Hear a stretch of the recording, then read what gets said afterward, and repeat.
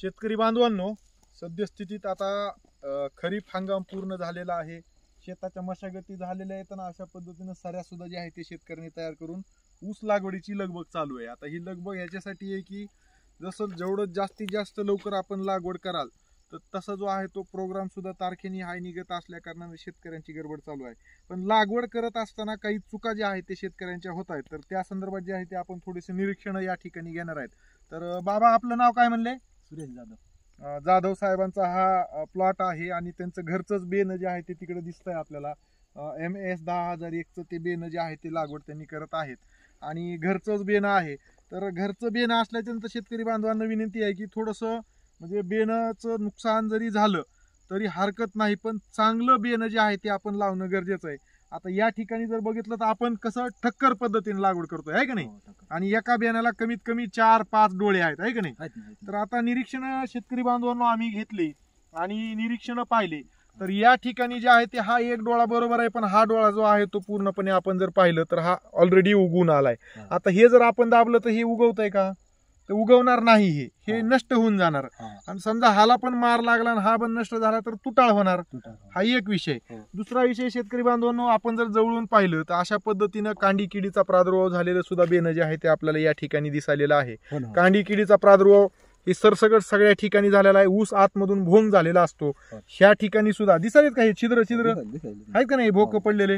पुन्हा ह्या काही इथून हे आतमधून, आता ह्याला जर तुम्ही उभं चिरलं बघितलं तर आतमध्ये भोंग पडलेला असते, खराब असते आणि त्याच्यामुळे अन्न पुरवठा व्यवस्थित होत नाही.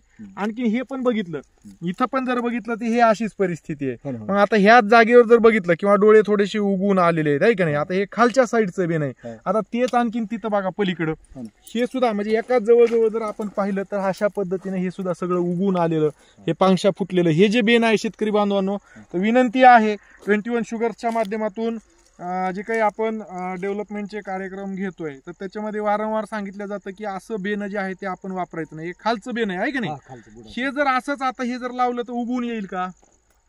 उगवून नाही ना येणार, हे खराबच होऊन जाणार. ऑलरेडी उगवलंय, हे जमिनीत गेलं हे नष्ट होऊन जातंय, कुजून जातंय.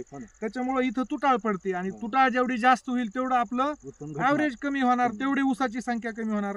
सोबतच शेतकरी बांधवांना आणखी मी दाखवेन की वाढ कांडे जी काही या ठिकाणी जे घेतलेले आहेत. आता हे वाढ कांड असेल, ह्याचे डोळे जे आहेत ते खराब होऊन जातात. त्याच्यानंतर हे सुद्धा वाढ कांड, ह्याच्यातून जे आहे ते डायरेक्ट ऊस उगवतो असा आणि ते सुद्धा नष्ट होऊन जातो.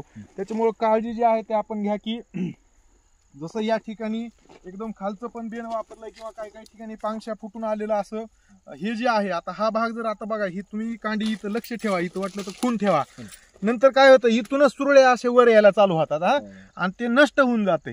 तर हे असे जे आहे ते एवढाले म्हणजे पाचट ठेवून आणि असे जे कांडे आहेत ते आपल्याला घ्यायचे नाहीत. दुसरा विषय, आपण कांडी किडा असेल किंवा खवले किडा असेल या ठिकाणी किडीचा प्रादुर्भाव होऊ नये म्हणून बुरशीनाशक आपल्याला घ्यायचं आहे बायर कंपनीचं बोनस नावाचं. 1 मिली प्रति 1 लिटर पाणी, टबमध्ये 100 लिटर पाणी घेतलं तर 100 मिली जे आहे ते बोनस घ्या. आणि गावचो जी लावतो ना ज्वारीला आपण, तर गावचो जे आहे ते 100 मिली जे आहे ते त्याच टबमध्ये घ्यायचं आणि त्याची बेणे प्रक्रिया कमीत कमी 10 मिनिट जे आहे ते आपल्याला करायच्या. आणि नंतर जर शक्य असेल तर वसंत ऊर्जा आपण घेऊ शकतो, त्याच्यामध्ये 5 मिली प्रति 1 लिटर पाणी याप्रमाणे, किंवा इन्स्टंट चुनाची सुद्धा जी आहे ते बेणे प्रक्रिया आपण जे आहे ते यामध्ये करू शकतो. तर बेने निवड करताना शेतकरी बांधवांनो, ह्या ज्या आपला परिसरात चुका व्हायलेल्या आहेत त्या चुका होऊ देऊ नका. त्याच्या पुढे जाऊन लागवड करत असताना कांडी दाबत असताना हे जे आहे हे डायरेक्ट कांडी जी आहे ते आपण दाबू नका. तर हे असा ऊस जो आहे तो आपण ठेवणं गरजेचं आहे. हे असं जर ठेवलं तर एक डोळा इकडून उगून येईल सरळ आणि एक इकडून उगून येईल. पण हे जर असं टाकलं तर खालचा डोळा खराब होऊन जाईल, फक्त एकच वरचा राहिलेला येईल. तर ही सुद्धा काळजी जी आहे ते शेतकरी बांधवांना आपण लागवड करताना घ्या. कारण की लागवड जर आपली व्यवस्थित झाली तरच आपलं जे आहे ते पुढचं येणारं पीक सदृढ आणि चांगलं जन्मल. अन्यथा आपलं मोठ्या प्रमाणामध्ये जे आहे ते तुटाळ होऊन नुकसान होण्याची जी आहे ते तिथं शक्यता असते. मामा, काय तुम्हाला काय वाटतं, ह्या गोष्टी अशा आहेत का नाही? मग काय सांगाल शेतकऱ्याला, कशा पद्धतीने लागवड करायला पाहिजे, कांडी ठेवताना कशी ठेवायला पाहिजे? तुम्ही सांगितल्याप्रमाणे पण ते पहिलं नियोजन जर राहिलं असतं, ड्राम ते औषध ते पूर्ण यूज करून नाही. पण आता कांडी ठेवताना तुम्ही दाबताना कशी दाबणार एवढं सांगा आता शेतकऱ्याला. आता दाबताना काय साहेब, पाण्यामध्ये असं ठेवणार दाबणार, असंच दाबणार, एवढं जाणार खाली. बरोबर आहे. पण दाबताना डायरेक्ट असं दाबणार का? आता सांगितल्याप्रमाणे हे बघा, असं जर दाबलं हो ना. बघून व्यवस्थित, हो हो हे डोळे सगळे कुठं येतं? वरी येणार. इकडच्या नाही इकडच्या बाजूला येतं. हो. खाली जायलेत का ते? नाही ना. नाही, इकडच्या बाजूला. आणि इकडचे हे सगळे डोळे आहेत कुठं? इकडच्या बाजूला येतं, हो ना, हो ना. डावी आणि उजवी बाजू. डावी आणि उजवी, हा. आणि हे जर असं टाकलं हा. तर एक वरची बाजू आणि एक खालची बाजू. खालच्या डोळ्याचं नुकसान होणार. होणार. मग त्याच्यासाठी डोळा कसा, ही कांडी ठेवताना कशी ठेवायला पाहिजे? कांडी मग हे बघा, ह्या दिशेने ठेवायला पाहिजे. हा, तर हे असं हे सगळ्या वर महिलांना येणार तुम्ही, आणि हे वर येणार. बरोबर आहे, असंच आहे ना ते. हो, हो. तर मग हे सगळ्यांना सांगा तुम्ही.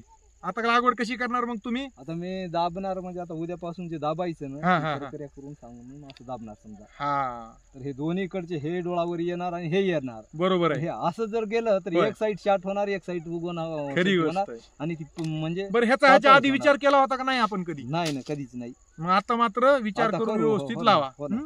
ही माहिती